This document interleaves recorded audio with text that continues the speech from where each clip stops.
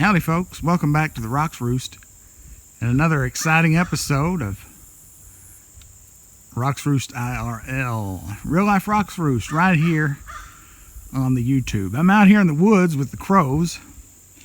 You might be able to see we're getting just a little bit of fall color. Today is the 4th of October 2023. Yeah, it's warm today. I'd say getting high 70s, not hardly 80 degrees, don't guess. Probably mid 70s. I didn't check before I came up here. But it's warm, clear as a bell. It's turned off dry. It hasn't rained in probably 2 weeks, I don't guess. And yeah, it's dry, but you know, that's pretty typical for early October around here. It might rain kind of toward the middle of the month, but we'll see. But yeah, you might be wondering, well, why in the world are we out here in the woods? Well, there's something out here I wanted to show you. We're not that far into the woods. We're actually just over from the blackberry patch and such. If I turn around here and we look off in this direction, you can see down there, there's kind of in the center left or center right, there's a row of kind of reddish looking bushes. That's the forsythia. There's a row of forsythia there. And just past that's the blackberry patch. If I hunker down here a little bit, you can see the bamboo patch down there. And of course the garden, I've pretty much finished cleaning it off for the year. The radishes are down there. I was thinking about maybe planting some collards later, but I don't know. And here's the thistle. This is not what I brought you out here to see, but here's the thistle. Now the birds really love this, so my grandpa would hate it, but I let them go to seed like that if it'll focus. I can pull out back a little bit. You see it there? I'm not going to touch it because it's prickly. And somebody's coming up the road, sound like. Yeah, that's old Tom. He's going to go on up the road there. Check on his corn, I guess. Anyhow, what I wanted to bring you out here for, look here, there's some dewberries growing right there. See that cane coming up? That's wild.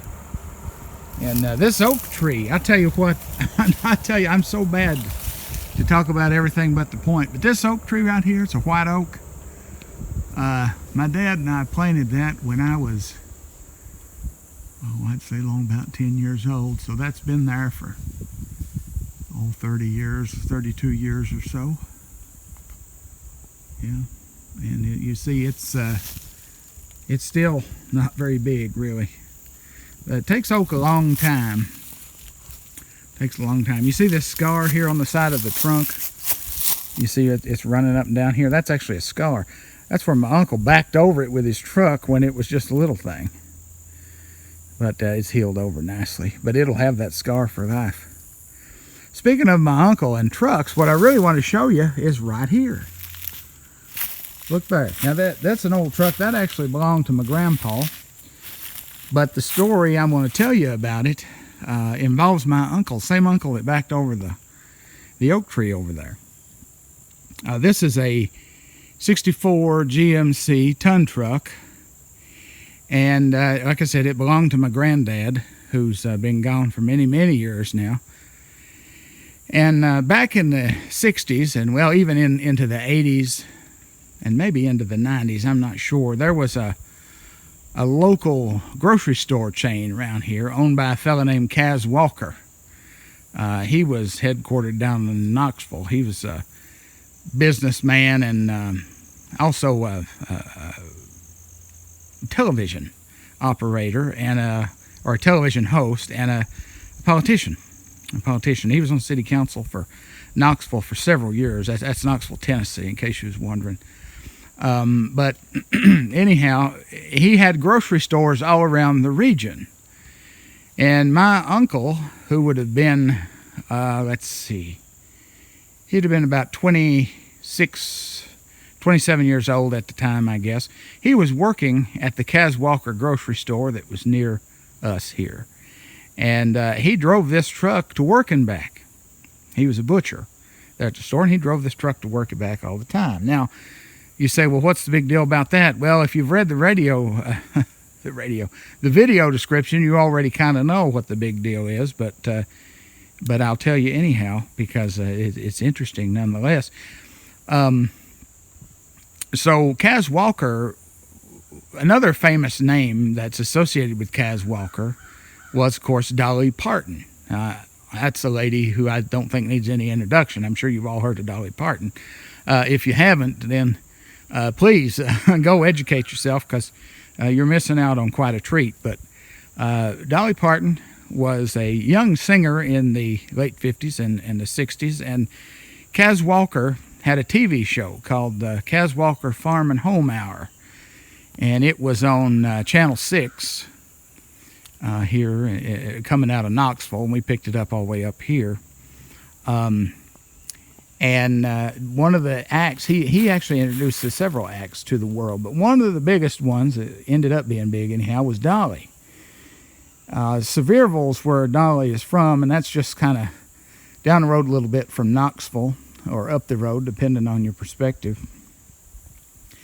And Kaz, I'm not sure exactly where he came across her, but he heard her sing and knew she was something special, so he brought her on to his show, the Farm and Home Hour, multiple times. And also, he took Dolly around the region singing, not only to promote herself, but to promote Kaz and his grocery stores. And by the time that this would have happened, the story that we're getting to here, this would have been the mid-60s, I guess. This truck, I think, was brand new at the time. So 63, 64, somewhere in that time. Kaz was taking Dolly around to play shows at the various grocery stores that Kaz owned in the tri-state area. That's Kentucky, Virginia, Tennessee. Sorry, brain fart there. You see, age comes into play, people. Anyhow, and one of those stores is not right near me, the one where my uncle worked and the one where he drove this truck every day. Well, my uncle and Kaz were pretty tight. They were pretty big buddies, and they didn't really have anywhere for Dolly to play at our store. It just wasn't any good way to, get attention to her and set up a good stage and whatnot. So this truck, being at Kaz Walker's store almost every day of the week, made the perfect stage. At that time, it had a big old wooden bed on it, big enough for Dolly and a couple musicians to get onto, and various microphones and speakers and such. And well, Dolly got to the store that day, and she jumped right up on the back of this truck and sang for about an hour and a half or so, maybe a little bit longer, maybe a couple hours. She was having a good time that day. And just greeting and meeting folks. Of course, she wasn't singing the entire time, but she'd get down off of there and hang out with the people who came to see her. And it was just a big old time. Now, that was before my time, but I've heard it told many times by my uncle and by Kaz himself. And yeah, this is quite the relic in the family. So this is the Dolly Parton truck. So, on top of it being my granddad's old truck, and, there's also the Dolly Parton connection. I've always wanted to restore it and do something with it, but, that takes a lot of resources. I just don't have it, never have had it. That's not true. When I have had the money, I haven't had the time. And anybody who's wanted to do things like restore cars or any kind of big projects like that, you know exactly what I'm talking about there. And so here it sits. It, at this point, would take a tremendous amount to redo it, but at least we have the good stories. And I thought, well, I better make a video about that. Y'all might be interested in hearing it, and this will kind of preserve it for posterity in some special way. There's probably bees in it, so I don't want to fool around with it too much. And there's an awful lot of poison ivy here. Let me pan down here and I'll show you. Y'all know what poison ivy looks like? Well, I'm fixing to show you. Those of you who know have already picked it out, I'm sure. I'm very allergic to it, so I'm not going to get too close. But that right there, that's poison ivy. You see the 3 leaves? Actually, that's poison oak. It's growing up off of his central stem right there. It looks like just a tiny little tree. Well, that's poison oak, and you can see it better on this one, I think, if I can get it. Where's the lens? There we go. See, there's a stem there. Again, I don't want to get too close to it. Poison ivy and poison oak are actually the same plant, and it depends on if it's growing, or the same species, not the literal same plant. It depends on if it's growing in a bush habit like that or as a vine, as to which it is. But either way, it makes me itch. So here's the old girl. We'll do a little bit of a walk around so you can kind of see. Obviously, it was blue, and it's mega rusty. I guarantee you there's a bee's nest under that hood. I'm not touching that with a 10-foot pole, but you can kind of see in there. It's got an old V6 old bath breather there. You might be able to make that out, stick it out of there. You car nuts might be really eating this up. I don't know. Serious roof rust here. So I mean, this thing is still just a, I mean, it's a truck in name only, you know. And let's see, can we see inside? I remember, I tell you, there you can kind of see inside there. Pretty Spartan, you know. This was before the days when they made trucks comfortable and that sort of thing. People didn't buy trucks for fun back then or for fashion. They bought them because they had something they needed to do with them. You know what I'm saying? And I remember many a year, of course, we had a big old flatbed on the back of this thing, and that's all that's left of it now. I remember many a time when I was a kid cutting backer out in the field and hauling it into the barn on this very truck. And then when I got a little older, I sometimes would drive the truck. You know, you'd kind of take turns of who'd be driving and who'd be loading the backer on it, loading and unloading. We'd get on there, we'd load this sucker full, load her down. Now she's got the heavy springs on the back here, you can see there. And then of course we'd load the tobacco up in the barn, hang it in the barn, and then you let it cure out up there. And then when it comes in case, you get it down, you grate it, and you tie it in hands, or bale it. Later you'd bale it, but you'd tie it in what are called hands, which is you take a few leaves together and you tie another leaf around it, and then you'd pile those onto a tobacco basket, and then you'd load those baskets onto the back of your truck and haul it to the market. Well, later you'd bale it. You'd have a box inside the grading house, and I've got some old backer baling boxes back there in my barn, the back barn in the back part of the farm. I'll take y'all back there one of these days and I'll show you kind of how that works. But you just stuff the tobacco down in there, of all one grade, of course, because there's multiple grades. For those of you who don't know, grading tobacco, that means you're separating out the leaves according to their quality and where they appear on the stalk. Anyhow, you'd stuff them down into that box, and then you'd use like a bumper jack to tighten it down and pack it real tight and tie it up with cotton string.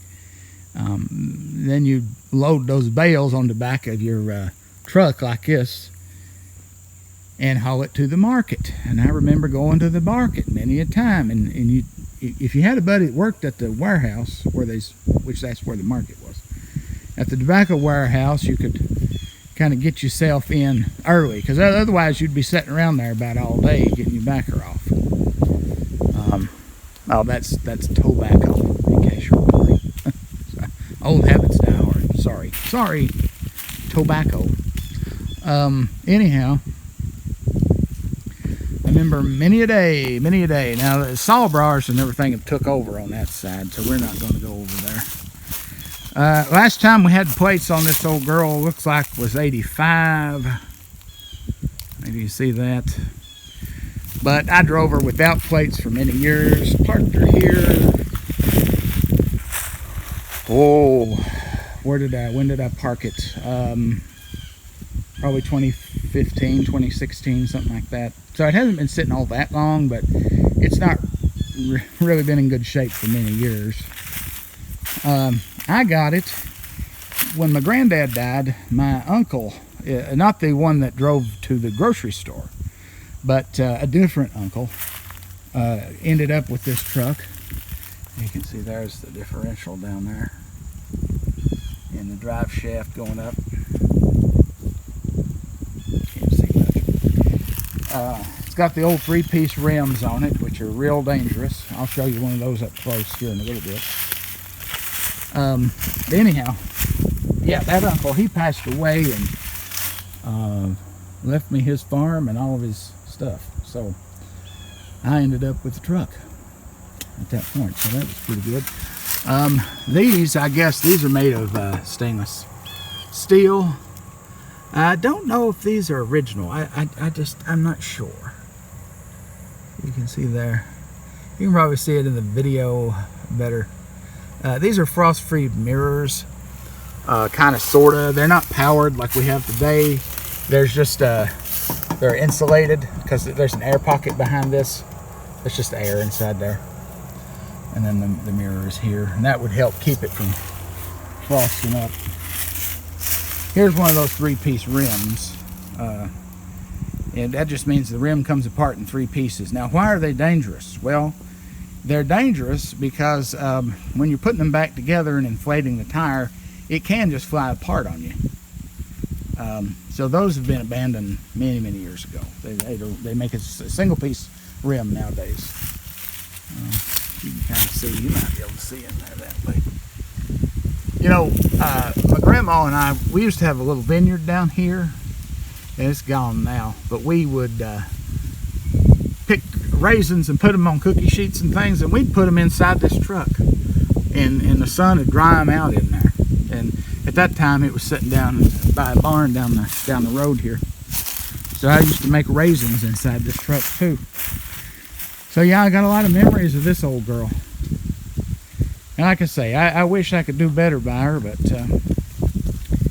that's just not in the cards. But at least we can preserve it now through video form, right? And again, you might be wondering, I said last time it was tagged was 85, but I drove it many times since then. Well, in Virginia, you can just kind of spray paint farm on the side. And as long as you don't go far from your farm and you use it for farm business, you don't need plates. So, anyhow, looks like I need to trim this cherry tree back. It's growing out in the way. And I'll tell you what, I don't know if some rascal has come out here and broke that driver's side window out or if it's rolled down. But it sure ain't there. I'll have to investigate that. Not that it really matters, you know. But anyhow, that is the story of the Dolly Parton truck. I hope you enjoyed that. Go back around here to where we were. I'm not a great videographer. I have to apologize for that. I'm just using a little iPhone here. Again, I hope the audio is okay. Yeah, thanks for joining me here at the Roost again today for another Roost IRL segment. Hope you enjoyed that. And I hope you're having a great day wherever you are, whenever you are. I'll see you next time. Be sure to like, comment, subscribe, and have a wonderful day. Bye-bye now.